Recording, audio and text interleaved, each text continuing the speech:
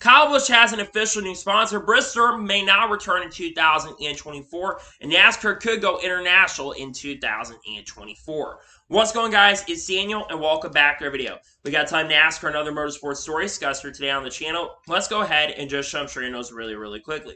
We're going to go ahead by starting talking about Timmy Hill. As it was announced on Wednesday morning that Timmy Hill will run a Ted Musgrave throwback at Darlington. Of course, Starr starting to get some Darlington throwbacks, and he'll run a throwback to the 2003 Ted Musgrave truck. They did a really good job on it. I think it's absolutely perfect. Great job by Hill Motorsports, and this looks really awesome, in my honest opinion. And now we're going to head on to the next story of today's episode as we are talking about Josh Berry. As it was announced on the Dale Jr. Down they have with Hutch Strickland that Josh Berry is going to run the Hutch Strickland Circuit City Throwback at Darlington. This is a throwback, of course, to Hutch Strickland's 1996 Circuit City scheme that he ran. This looks really awesome. I think did a really good job on it. I think it's absolutely perfect. Great job from Junior Motorsports. And now we're going to hedge on to the next story of today's episode as we are talking about Cole Custer. As it was announced at Darlington on Wednesday afternoon that Cole Custer will run a Jason Leffler throwback at Darlington. This is a throwback to Jason Leffler's 2004 scheme that he ran when he started at Haas Automation. And of course, in that season, he won at National in 2004. RIP left turn, by the way, but honestly, really awesome to see the Jason Leffler throwback. I did think it looks really awesome. I think did a really good job, and I'm definitely looking forward to see it out on the racetrack at Darlington. It looks really epic. And now we're going to head on to the next story of today's episode as we are talking about Prize Picks. As it was reported by Adam Stern and announced on Thursday morning that Prize Picks has partnered with NASCAR, its first deal with a sports league, after seeing a 400% jump in NASCAR-related wagering over the last year. NASCAR has been getting involved a lot more betting, especially over the last year or two, and overall, it is really awesome to see that Prize Picks is stepping up to the plate and partnering with NASCAR. They've already mentioned it, and we've been seeing a huge increase in a lot of these betting companies working with NASCAR, so overall, really exciting to see that Prize Picks is partnering up with NASCAR. I think it's really big for the sport. And now we're going to head on to the next story of today's episode as we are talking about Jeff Gordon and Ryan Newman. As it was announced yesterday, both have been named All-Star race dignitaries. I believe Jeff Gordon will be the pace car driver, and I think Ray Everham may be part of the honorary starter stuff. Overall, I think it is exciting to see that both of them have been named All-Star race dignitaries. Of course, both have a long-term history. Jeff Gordon did win the final race at North Wilkesboro. Of course, they're returning this year to North Wilkesboro for the All-Star race. I think this is really exciting nonetheless, and glad to see that both of them have been named All-Star race dignitaries. I think this is really big for the sport overall. And now we're going to head on to the next story of today's episode as we're talking about Talladega and the people that are giving the command.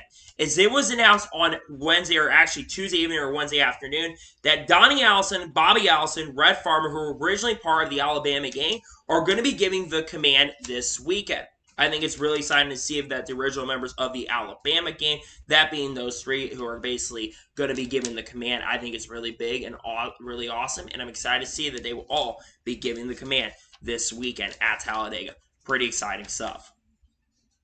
And now we're going to head on to the next story of today's episode as we're going to talk about the Talladega purse money for this weekend. As every time we have a NASCAR race and every weekend, Bob Poggers puts out the purse money for every single race when every series is running. And what Bob Poggers put out is for this weekend, the Cup Series has $7,857,314. For the Xfinity Series race, it's $1,438,641. That's a little more money for the NASCAR Xfinity Series. Always, though, for the Cup Series, you're always going to see a lot more money for the Cup Series. So that's some pretty good purse money for this weekend. And whoever wins will get quite a bit of money. Of course, you have the charter money that comes into play, and you got more entries this weekend. There's, I believe, 38 cars that are entered for this weekend. So everyone will make it to the show this weekend. But nonetheless, that is some pretty good money for this weekend at Talladega. Pretty awesome stuff. And now we're going to head on to the next story of today's episode as we are talking about Ryan Newman and Denny Hamlin. As of course, NASCAR is doing the top 75 greatest drivers of all time, and every time we find out who's in there, we cover that on this channel. And it was announced on Wednesday that Ryan Newman would be inducted into the greatest 75 drivers. He found that out on Race Hub. And yesterday, it was announced that Denny Hamlin would be inducted into the top 75 greatest drivers of all time. Both of these, in my opinion, are no-brainers. Ryan Newman, of course, nicknamed the Rocket Man because he has 51 poles and won so many poles in the early 2000s. Plus, he won the Brickyard 400 and win the Daytona 500 as well. And in my opinion, one of the most underrated drivers in NASCAR history. He definitely deserves to be there. Denny Hamlin, of course, a three-time Daytona 500 winner, has won the Southern 500 3 or 4 times, won the Coca 600 last year, and in my opinion, is the greatest driver to never win a championship. He'd like to change that. He would love to win a championship, but Denny Hamlin is one of the greatest, and I think both these absolutely deserve it. I'm a little surprised that drivers like Jimmie Johnson, Kevin Harvick have not been inducted yet at this point. Hopefully they get inducted really, really soon. Same with Kyle Busch. He should be in there as well. But we'll see who else gets inducted, or likely announced later today who else will get inducted. As only 9 have been inducted so far. We should be likely getting the 10th person who will be inducted later today. And now we're going ahead and jump on to the next story of today's episode, as we're talking about Shaq and DJ Diesel. Now, Shaq is known as DJ Diesel, and it was announced yesterday that Shaq DJ Diesel will perform a pre-race concert at Sonoma Raceway. This right here is absolutely huge. Shaquille O'Neal, one of the greatest basketball players of all time, and a fantastic commentator in his own way in the NBA, and is, of course, DJ Diesel. This is absolutely huge for the sport, and I love that they're bringing him out to the racetrack. This is what the sport needs. And overall, nonetheless, I'm very, very happy to see this because, like I said, I think this is phenomenal. I think this is incredible. And nonetheless, very happy to see that Shaq will be performing at pre-race concert at Sonoma. I think this is really awesome and great for the sport overall. And now we're going ahead and jump on to the next story of today's episode, as we are talking about Kyle Larson. Kyle Larson continues to do Kyle Larson things. As on Tuesday evening, Kyle Larson debuted in a dirt late model in Mike Allgaier's car, which of course is Justin Allgaier's father. And Kyle Larson won on his debut. That is now a record of how many classes Kyle Larson has won, as Kyle Larson now has won 7 different types of classes at Eldora, which is a record at Eldora Speedway. Kyle Larson, I think a lot of us, we're witnessing a generational talent. Kyle Larson, in my opinion, is one of the greatest drivers I think I've ever seen, and he's already, of course, won a Cup Series championship at this point. Kyle Larson doing Kyle Larson things once again. I think it's awesome to see this, that he continues to do great things, and congratulations to Kyle Larson on winning UMP Dirt Modified. I'm telling you, Kyle Larson, by the end of the season in Cup, could win as many races they did in 2021, and it feels like 2021 all over again with Kyle Larson and the dominance, and I'm excited to see what Kyle Larson can do going forward, but nonetheless, absolutely incredible to see that he was able to go out there and win in his debut. It's just phenomenal, and it's amazing.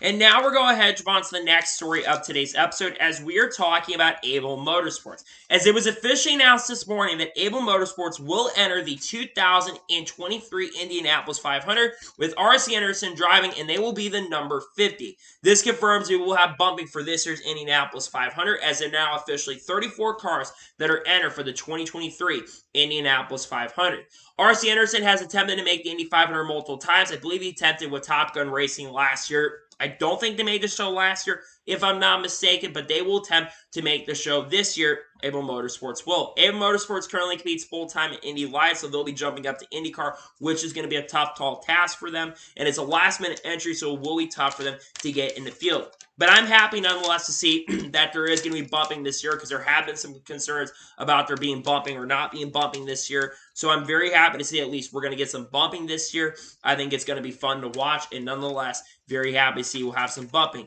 for this year's Indianapolis 500. And now we're going to head on to the next story of today's episode, as we are talking about David Starr. As it was announced yesterday or Wednesday that David Starr will drive the 07 for SS Greenlight Racing this weekend at Talladega. David Starr has been indicating over the last 2 weeks that he was expected to return. David Starr has made 1 start, I think, this season in the NASCAR Xfinity Series, or a couple starts this year, and that was with Our Motorsports, and was supposed to run a ton of starts with Our Motorsports in the NASCAR Xfinity Series this season. Unfortunately, though, things I think have kind of fallen through with sponsorship, and now he's back in the Xfinity Series this weekend. This will be the first time he's driven for SS Greenlight Racing, I believe, this year. So great to see that David Starr is back in the NASCAR Xfinity Series. I think the 07 car does have to qualify their way in, which of course will be later today. So we'll see if he's able to make the field for tomorrow later today. Nonetheless, so really happy to see David Starr is back behind the wheel, and hopefully he can do a really good job this weekend with the team, because it'd be really good if he can make the field this weekend. So hopefully we'll see what happens, and David Starr will see what he can do. Hopefully he can make the field this weekend. And now we're going ahead to jump on to the next story of today's episode as we are talking about Chase Elliott. Now, Chase Elliott obviously made his official return at Martinsville with a top 10. Chase Elliott was being interviewed by the media this past week, and Chase Elliott says and he embraces the challenge of likely having to win a race to make the playoffs. Chase Elliott currently at the moment right now is 130 points below the cutoff line, so he needs to make up an average of 7 to 8 points a race. I think of how inconsistent the field has been this year so far, I think Chase Elliott doesn't really need to win a race. Now, granted, I think he would like to win a race, and I do expect that Chase Elliott is going to win a race before we do make the playoffs. However, though, I don't think Chase Elliott has to win a race to make the playoffs because, like I said, 7 to 8 points is the average he has to make up. And I think there's a good chance he can make it on points alone. But like I said, I do believe that Chase Elliott is going to win a race before the playoffs do begin. So we'll see what happens. But I think Chase Elliott can make it on points alone. It's going to be tough because I think that there's been a lot of competition this year. And Chase is still going through some stuff trying to get through. Nonetheless, so I think he's got a good chance to be competitive, and we'll see what Chase Elliott can do. But I think he's got a chance to get in there on points alone. Hopefully, he can get in there on points alone. And now we're going ahead to jump on to the next story of today's episode as we are talking about Beau Wallace. Now, Jordan Bianchi basically went on SiriusXM NASCAR radio, and we talk about Beau Wallace quite a bit about his future. Jordan Bianchi actually believes that Beau Wallace does have a potentially a really great future, and he believes that he could basically carry the sport like Jeff Gordon and Dale Sr. did, because Beau Wallace does have the personality. He is a really, really good guy and does have a lot of funds in sponsorship as well. But he does mention that Beau Wallace's on-track performance does have to get better, and he was on the right track at the end of 2022. But in 2023 so far, Beau Wallace has only scored 2 top 10s this season and has struggled in the 2023 season, and it seems like at times he has been down on himself.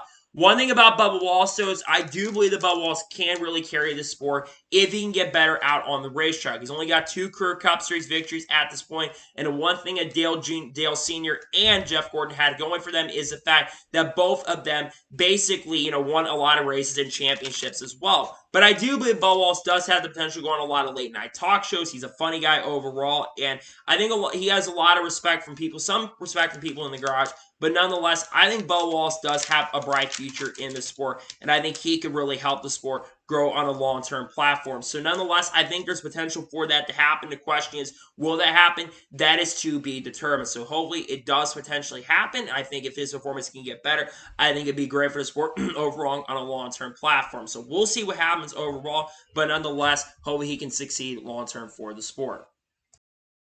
Now we'll go ahead and jump on to the next story of today's episode as we are talking about Johnny Sauter. As it was officially announced a couple days ago on Wednesday evening that Johnny Sauter will start driving the 04 for Roper Racing going forward. Now, they didn't announce how many races he'll drive for the team. I would assume that he's probably going to drive the 04 for the foreseeable future. Now, a lot of people are wondering, where's Hayden Honeycutt, and why is Hayden Honeycutt not driving an 04 truck anymore? Unfortunately, Hayden Honeycutt only had a 6-race deal with Roper Racing. And it's a shame because Hayden Honeycutt got the best out of that equipment. So it's a little disappointing to see that Hayden will no longer be driving that truck, because I think Hayden Honeycutt deserves to drive full-time with the team going forward. So it's a little bit of a shame to see he's not going to be driving that truck going forward, unfortunately. But I am happy to see that Johnny Sauter's back behind the wheel. I think he's deserving an opportunity to come back. Of course, he literally only won a championship, I think, like 6 or 7 years ago. So it's crazy to see that a guy that won a championship in 2016 has not been full-time for a very, very long time.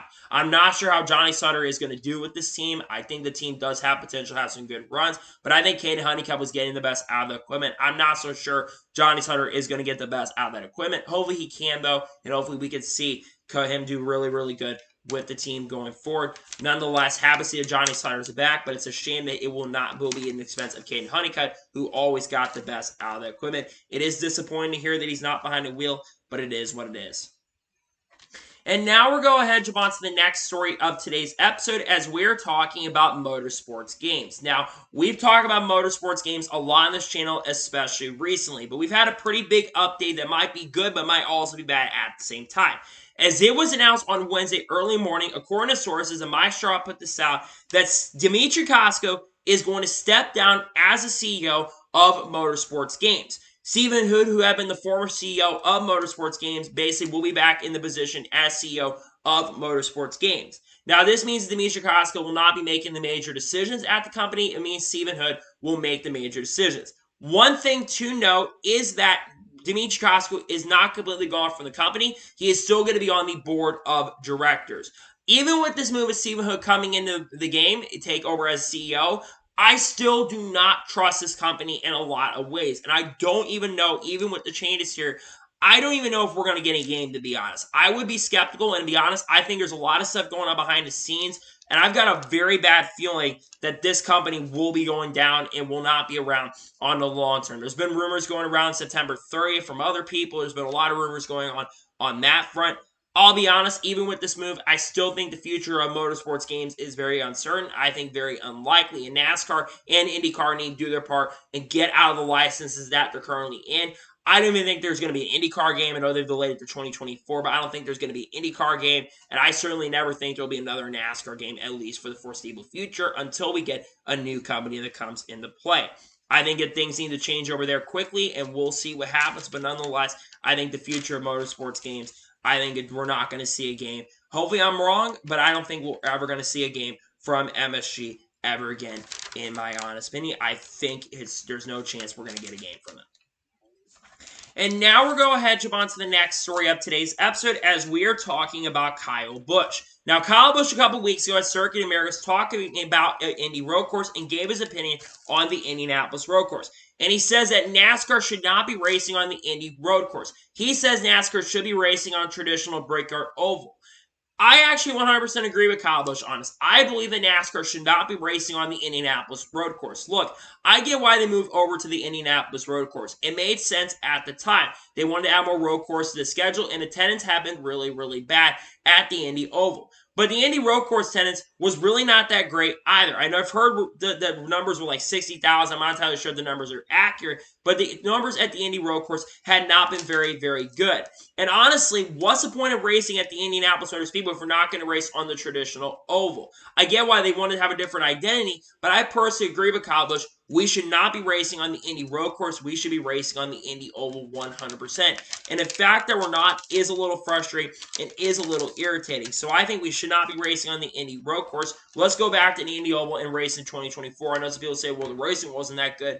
Maybe the next gen car can race right on the Indy Oval. I know there's a lot of talk behind the scenes that there could be a race on the Indy Oval in 2024. There's a lot of talk there could be a swap where we have 1 year on the Indy Oval and 1 year on the Indy road course. We're going to have to wait and see what happens and what they decide to do, but nonetheless, I think we should personally be racing on the Indy Oval going forward in the long-term future, but that is just my honest opinion.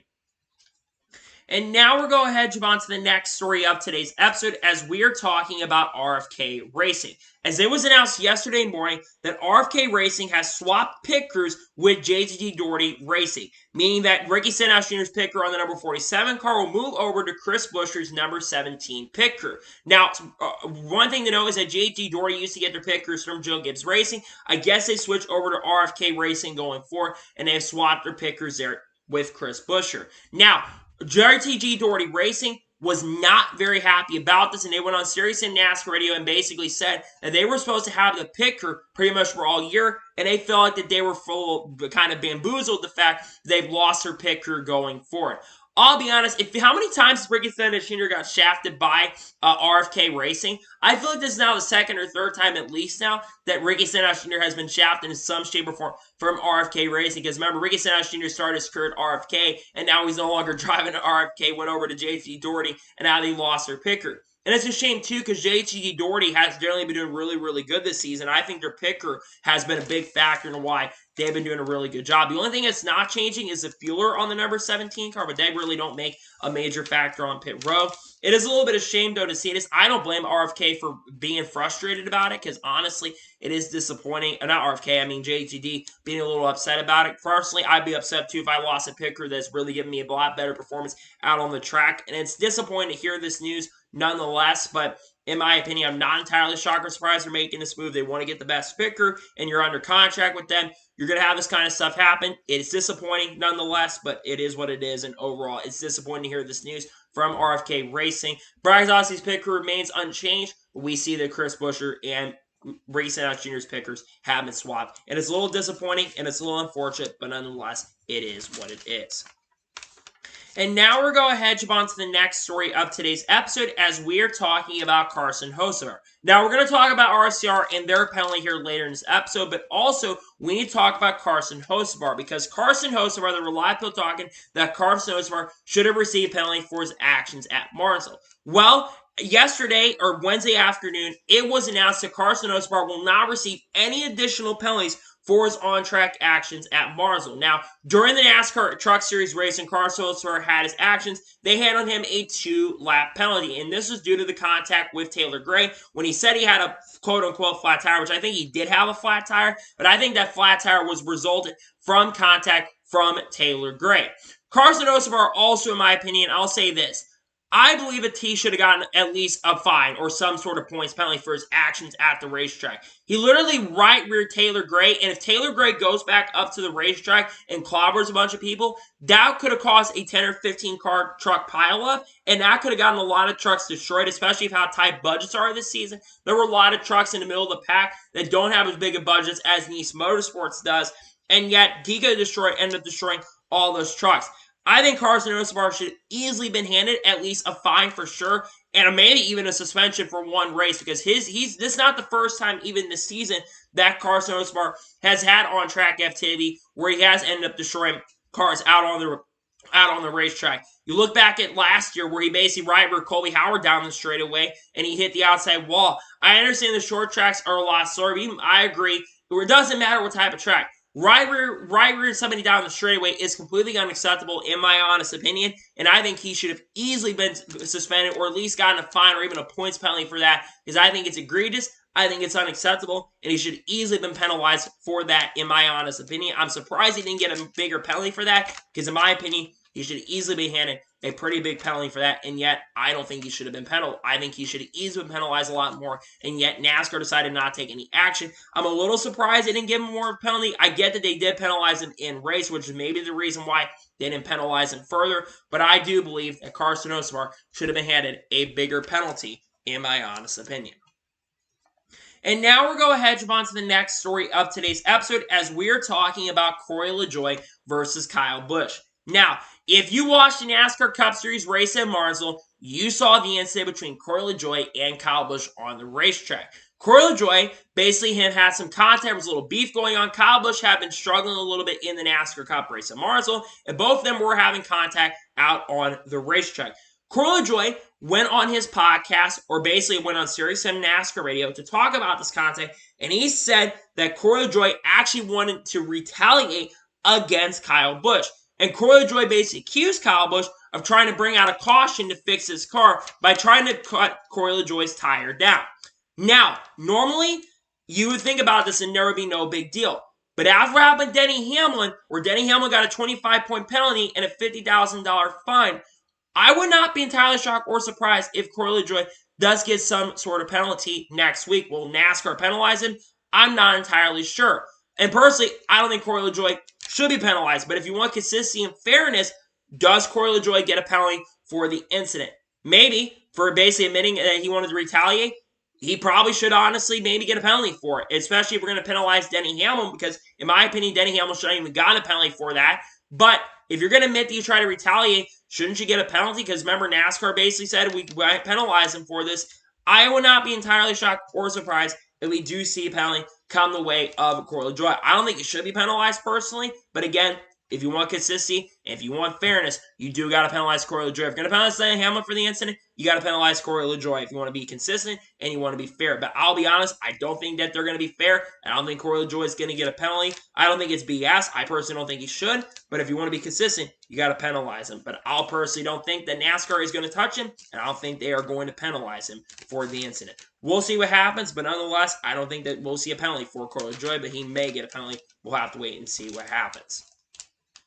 And now we're going to head on to the next story of today's episode as we're talking about the 2024 schedule. Now, Jordan Bianchi went on Sirius XM NASCAR radio and talked about the future of the 2024 schedule. He says that he does expect that there'll be a lot of heat up in conversations and talks with the schedule in late summer and early fall, and likely we're going to know what the 2024 schedule is going to look like by early fall. He says that there could be a new major date added to the 2024 schedule. He says it could be an international day, but he's not entirely sure what it could be. He's seen it could tentatively be an international day on the 2024 schedule. He also notes that there could be another big date, like a Rockingham potentially, that could return in 2024 as well. Now, what could that international date be if we're going to go international? Well, maybe go back to Circuit Gilles Villeneuve. There's been rumblings and stuff about the future of going up to Canada. NASCAR's indicated they want to go international. They want to go up to Canada or they want to go to Mexico. I think Circuit Gilles Villeneuve has to be one of the tracks on the higher up of the conversation. I think that Circuit Gilles Villeneuve is an epic racetrack. It puts on really great racing, and I think it would be really awesome if it came back on the 2024 schedule. Circuit Gilles Villeneuve, like I said, every single year on the Xfinity schedule, produced great racing. There was never a dud race on the Xfinity schedule there. And then talking about Rockingham. Rockingham obviously wants to have a NASCAR Cup Series date in 2024. And I think the track, of course, hasn't raced there in a long time, but they want to come back to NASCAR, and I think there's a good chance that that can return in the 2024 season as well. I think regardless of what track does end up coming back or what they decide to do, I think it'll be really good for the sport, whatever track they decide to bring back. And personally, I think they should bring Circuit Gilles Villeneuve back. Now, honestly, make that a race and make that replace maybe Chicago Street Course or another track in 2024. Because, again, I think that NASCAR needs to go international. I think you're going to have to do that, but you can't go to, like, Europe and stuff. You got to start off by going to tracks like Circuit Gilles Villeneuve, which I think would ride a really good race with the next-gen car. I think it'd be really fun. The Cup Series should have always been going there. The fact they haven't gone there for as long as they have, I know why they stopped going there in 2013. It's because they went to Canadian Tire. Actually, they went to Mid-Ohio for the NASCAR Xfinity Series, but they no longer race there. So what's honestly the point of not being there if we're not going to race in Circuit Gilles Villeneuve? We need to go back there. And I personally vote for bringing Circuit Gilles Villeneuve back on the NASCAR Cup Series schedule, bringing it back to NASCAR because it always provides great racing, and fans, either way, are going to show up to the racetrack. So we'll see what happens in regards to that, but nonetheless, it sounds like we're maybe going back international, and we could be going maybe to Rockingham in 2024, but we'll have to wait and see what happens. And now we're going ahead to jump on to the next story of today's episode as we're talking about horsepower. Now, over this past week, there's been a major debate and major discussion about the short track racing in NASCAR. And multiple drivers and multimedia personalities in the industry have talked about wanting more horsepower. Denny Hamlin has said that he wants to have more horsepower to schedule. Kevin Harvick basically wants it to be back up to 1,000 horsepower. And Clint Bowyer has publicly said that the short track racing sucks in NASCAR. Now, Doug Yates was being interviewed by Bob Pockrass and other media members today, or on Wednesday for that matter. And Doug Yates says it is actually open to increasing horsepower. Now, not up to 1,000 horsepower, but he says they could easily put 90 to 100 horsepower back in his cars, meaning that these cars would go from about 670 horsepower up to about the 750 to 70 range. Now, Bob Pockrass did ask, was that one of the biggest talking points in the conversations with the meetings? And Doug Yates knows that it's not one of the main bullet points they're looking at, and they have not had. Now, with a lot of conversation, drivers and people in the industry wanting it, could it potentially be a higher up possibility? Yes. Now, obviously, there was also talk about them increasing it. Would they ever go up to like 900 or 1,000 horsepower like Kevin Harvick wants? And he basically says that that's going to take a little bit more time. They could easily go up 7,500 horsepower, but they want to be also a little more conservative with the engines that they bring as well. If you want my personal opinion, when it comes to the engine, I personally think we should get back up to what we ran with the short track package with the Gen 6 car. What we had for the last years with the Gen 6 car on the short tracks was absolutely amazing. And personally, wouldn't surprise or shock me if they do decide to change their mind and run a higher horsepower engine at the All-Star race and test the short track racing there. Remember, they're going to be going back to North Wilkesboro for the first time. And I don't think North Wilkesboro is going to be bad. I think with the 670 horsepower package, I think you're going to get really, really good racing. I think you're going to get good racing because of the tire fall-off. Drivers have really enjoyed it, and I think tire fall-off is going to be really key at North Wilkesboro. I'm not expecting a bad race at North Wilkesboro. The big thing for me, though, when it comes to the racing at this specific racetrack, that being Martinsville, you got to fix some of the issues. And the biggest thing for me is getting the shifting out of the way. Shifting conserves tire wear, and tire wear is a big factor, was not really a big factor at all. I think if you get rid of shifting, you're going to have more potential for tire wear. I know there's a lot of talk about groove tires coming into play, and a lot of drivers, industry, and people in the industry have been talking about it. Denny Hamlin was the first one that said there's been rumors about potentially of groove tires, and I think it would be really fun if groove tires came into play. They tested them out in Formula 1 a long time ago. I know some people are not a big fan of groove tires, but NASCAR is different than Formula 1, and you get better racing in NASCAR than you do in Formula 1. I think the racing does have to be better for sure, and hopefully maybe we can get the racing to be a little bit better going forward. Nonetheless, though, it's interesting to see, and we'll see what happens. But personally, if you want my opinion, we need more horsepower, but I don't think that's going to come down the line in 2023. Maybe later in the year, maybe North Wilkesboro, they try it out. That'd be interesting, but you got to fix the tire wear, and you got to fix the shifting. Denny Hamlin said you got to do 1 to 3 things and make the racing better. Shifting, for me, needs to go completely. They got to figure out some way to get rid of the shifting. Maybe something to do with the brake pads. You know, Dale Jr. talked about the brake pads. Maybe something we could do there to fix it. But the short track racing does have to get better. And nonetheless, hopefully they can do something to fix the short track racing. We'll see what happens going forward because short track racing, and a lot of people want more short tracks. And honestly, Martinsville wasn't great. But again, it wasn't terrible. It was better. And hopefully we're headed toward a better direction because they're headed toward the right direction. They got to figure out some of the issues of the short track racing. And for me, we can get more horsepower. I think it would be better for the sport nonetheless, in my honest opinion. Now we're going to head on to the next story of today's episode as we're talking about Richard Childress Racing. It seems like every single week we are talking about penalties. And once again, this week is no exception. As it was announced on Wednesday afternoon, because remember, the 3 car and the 41 car are both sent to the R&D Center. Well, it was announced on Wednesday that RCR has been held in an L1 penalty. It is 60-point deduction for Austin Dillon, and 5 playoff points have also been deducted from Austin Dillon as well, meaning that Austin Dillon now is at -5 playoff points. That means Austin Dillon drops from 21st in the points down to 28th in the points currently at the moment. Austin Dillon's crew chief, Keith Rodden, has been suspended for 2 races and has been handed a $75,000 fine, which I completely forgot that Keith Rodden is the crew chief. That's probably why Austin Dillon's performance really has not been that great this year. Now, according to what the reason behind why they're getting a penalty is due to illegal underwing and assembly hardware. Illegal underwing mounting is what the penalty is for. Now, the big question was going to be, was RCR going to appeal the penalty? Well, they announced at about 4 o'clock Central Standard Time on Wednesday that they are going to appeal their penalty. And their report they put out basically looked like the same sticker in the billboard they basically had. Looked very similar to the one they had for the timing could not be worse. Now, look, this is once again another team that has been handed a pretty massive penalty. Could this be an issue with parts and stuff? Because, again, they're appealing the penalty. We've seen a lot of appeals this year. Now, obviously, with the rules changing, they will not get all their points back unless they say the appeals panel finds they had no wrongdoing. But now they also can publish those appeals as well to whatever the penalty ends up being. Now, obviously, this is another Chevy team. And this is now the 9th team this year, the 9th time we've had penalties handed. 2 for the 48 and 24 car this year. The 5 car, the 9 car had penalties, but they got their penalties basically completely thrown out where they got all their points back, but they still had the fines. And it's just crazy to think that Chevys all together this year have been penalized overall this season. It's going to be interesting to see what happens in regards if they do end up winning their appeal or not overall. Personally, I don't know if they will. We'll have to wait and see again. They're not going to win if they can't just get all their points back. Because remember, I think the L1, I think is from 20 to 60 points.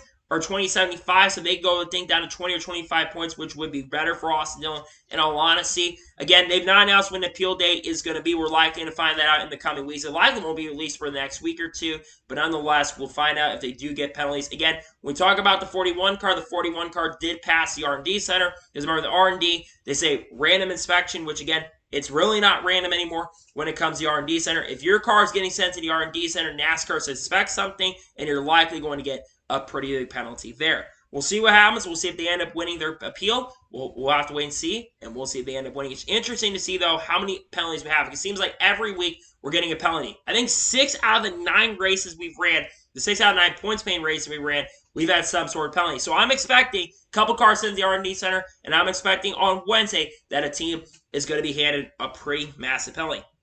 Nonetheless, so another team with penalties, and it seems like every week we're talking about penalties in NASCAR, which is very, very interesting. And now we're going ahead and jump on to the first of 2 major stories in today's episode as we're talking about Bristol Dirt and the future. Now, obviously there's been a lot of questions about the future of Bristol Dirt past 2023. And I think there's a lot of questions if there's going to be a race at Bristol Dirt in 2024.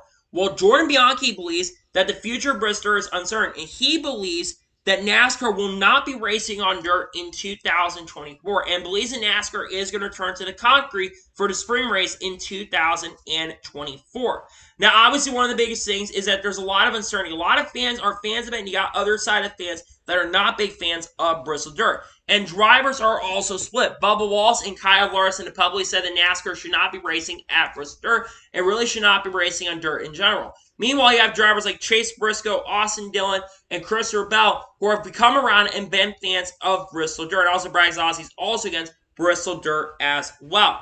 Now, there are a few options Bristol Dirt could do. Obviously, one of the biggest things is attendance. And from what I heard, the attendance was the same. It didn't look really great on TV. One of the biggest reasons why Bristol became a dirt race to begin with is because of attendance issues. In 2019, no one showed up. In fact, turns 1 and turns 3, we all forget this, but turns 1 and turns 3, they actually had to cut off the grandstands because no one was showing up, and really only the front stretch and the back stretch had the grandstands basically set up. So they can return to the concrete. Now, if you want my honest opinion, I don't know if they return. But let's talk about some options that could come into play for the future of Bristol Dirt.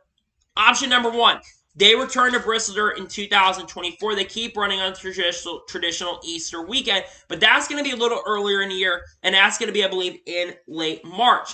And I think that would be very interesting if they did. Now, personally, I think the racing is great at Bristol Dirt, but that could be an option. Option number 2, they keep Bristol Dirt around for 2024, but they move it to later in the year. I think this is a big thing with weather. If you move Bristol Dirt to like late May, early June, where it's basically on those weekends, that could be a potential possibility. Option number 3, we completely get rid of it altogether. We get rid of Bristol altogether, and we return to the concrete and run it in spring. That could be another option, and honestly, spring concrete Bristol produces some really good racing. Or option number 4, Bristol loses their spring date altogether, and we go to the Nashville Fairgrounds. That could also be a very big potential possibility for 2024. I think those are the 4 options that are going to come into play. And I think with the fairgrounds coming into play, that could be a factor. Here's what I think could end up happening in 2024. I'll be honest, with how much uncertainty there is around Bristol Dirt, I don't think they're going to be back on the dirt.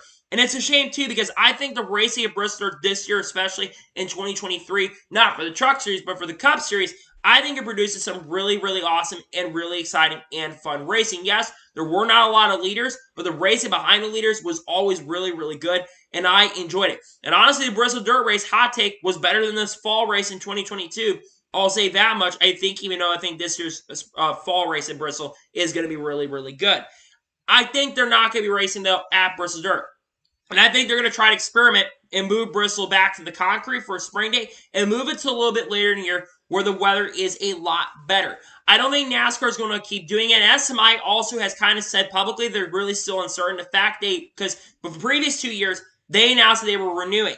The fact they've not announced a renew and we're already 2 weeks past the event tells me I think that the event is run its course, and I don't think we're going to turn to Bristol Dirt in 2024. Now, I think it's not going to happen. I could entirely be wrong. And they said, yeah, we're going to run in 2024. But I think that the last year of running Bristol Dirt was this year. I think we should go to another dirt track, though, personally. I think dirt racing should be part of the schedule. I hope NASCAR can find a way to work with Tony Stewart and get it back on the schedule for 2024. I know that NASCAR really needs to apologize to Tony because it's one of the big reasons why Tony brought, basically, I think the SRX is a big factor why we ran Bristol Dirt and Eldora got brought up. It's disappointing to hear that Bristol may not return in 2024. I loved it. I thought it was fun, but NASCAR nonetheless should be racing on a dirt track in the 2024 season. I hope they decide to do that. Maybe they change their mind, not run at Bristol, but I think we'll not be running at the dirt in 2024 and we'll return to the concrete in the 2024 season. And now we're going ahead and jump on to the final major story in today's episode as we're talking about Kyle Busch. As Kyle Busch, once again, has another new sponsor. Now, I kind of discussed this on the channel on Wednesday, but it was officially announced yesterday evening that Kyle Busch has an official new sponsor, and it is McLaren Grills. McLaren Custom Grills, to be exact. And it's not a one-race deal like it's going to be for Talladega, but it's a multi-year race deal for Kyle Busch. And then I exactly announced how many races Kyle Busch will have McLaren Custom Grills, but this, I believe, will probably be a 3 to 4 race deal is my estimation and guess, and we'll see it in multiple races this season. This is now another new sponsor, and it continues the Kyle Busch saga, talking about the Kyle Busch saga. And a lot of people are going to come on here and say, well, this means that Kyle Busch definitely was going to be serviceable, and they could easily definitely market him, and they could easily kept Kyle Busch for 2023. They could have kept Kyle Busch at Joe Gibbs Racing. And while I do believe that that was definitely possible for sure, I do want y'all to remember that Joe Gibbs Racing, they actually really wanted to keep Kyle Busch around, and well, Toyota at least wanted Kyle Busch to stay in the Joe Gibbs Racing pipeline. There's a lot of major factors that really came into play. Number one, Kyle Busch asked for a lot of money, and they actually did have a sponsor for Kyle Busch lined up, and that was Oracle. But when Oracle fell through, basically, that's when things started falling through. And when Mark Truex Jr. announced at Nashville last year that he was going to return, and with how good Ty Gibbs was performing, those are the major factors that came into play. And also you have to remember that a lot of sponsors that Kyle Busch has gotten, they were sponsors already at Rich Schultz Racing, that being Cheddar's, 3Chai, Lenovo was another company. Lucas Oil, though, they didn't sponsor any of Austin Doan's race or Tyler Rex races last year. They've been part of RSR since 2014 season. And then, of course, the other companies like Alsco have been part of it. But Kyle Busch has also brought in 3 new sponsors into NASCAR this year. Netspend, an Austin-based company that's going to sponsor Kyle Busch in multiple races this year. That is a new sponsor for Kyle Busch. Mercury Benefit Solutions. I'm not sure if that's the only race we're going to see that car, but honestly, that might be forgettable because Kyle Busch had a bad race. And then finally, of course, you have the last company that just came in, and that is the McLaren Custom Grills. Now, McLaren Custom Grills, they've actually worked in the NBA. The guy running the company, which is a guy who's from Canada, he runs the company. He's working in the NBA to have custom grills. So this is somewhat of a little bit of a big company. I did some digging on that, and it is great to see, though, that a new sponsor, nonetheless, is coming in the sport. And I think it's great for the sport to see a new sponsor in. Now, will Kyle Busch get any other new sponsors? That is a big question. Personally, it would be really cool if Budweiser sponsored Kyle Busch or another company sponsors, considering Kyle Busch's name is Busch. I think it'd be really cool if Budweiser decided, or Anheuser-Busch decided to come over and sponsor Kyle Busch. I know they've had some issues going on with that company right now at this particular moment, but I think it'd be really cool if that company decided to make a chance and decided to go and sponsor Kyle Busch in 2024. They decided to sponsor Ross Chastain because they're expected to sponsor Ross Chastain in 2024. It's not confirmed. They're expected at least to Ross Racing, but that's not confirmed. But there's a lot of rumors that that is going to happen, and that could be announced at any given time.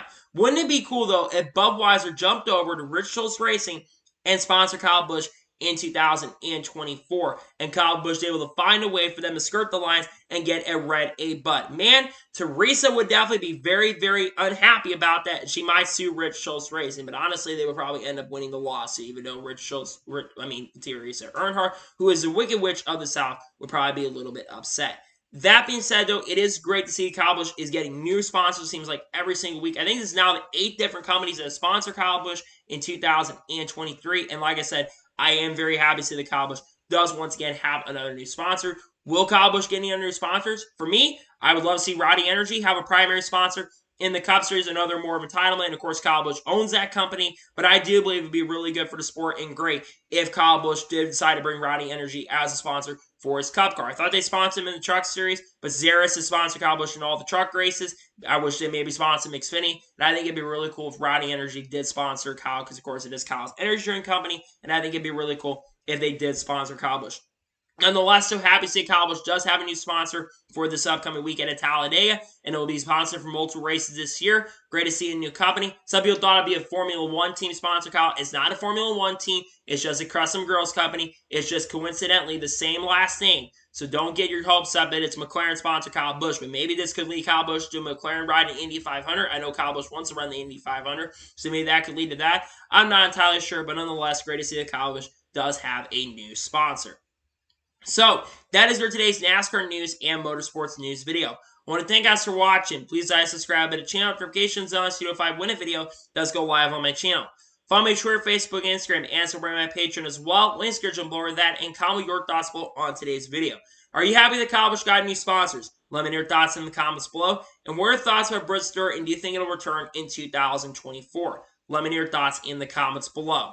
I don't think I'll have another video on the channel later today. I'm not entirely sure, but there's probably not going to be another video on the channel today. Tomorrow on the channel, there is going to be the Xfinity Series race review from Talladega Super Speedway. Sunday, we might have a starting lineup video for the Geico 500. Not sure yet if that will come out or not. There will be special occasions for that. And then, of course, we'll have the Cup review from Talladega Then on Monday, we'll have a NASCAR news video on the channel and other content coming out. I have a special videos coming out on Thursday and other videos coming out, I believe, on Saturday as well that I think you're going to enjoy, and a lot of great content that's on the way for you guys. So anyways, like I said, I want to thank you guys for watching today's episode, and I'll see you guys next time for more great, awesome NASCAR content and other motorsports content on the channel like this. Take care, everybody.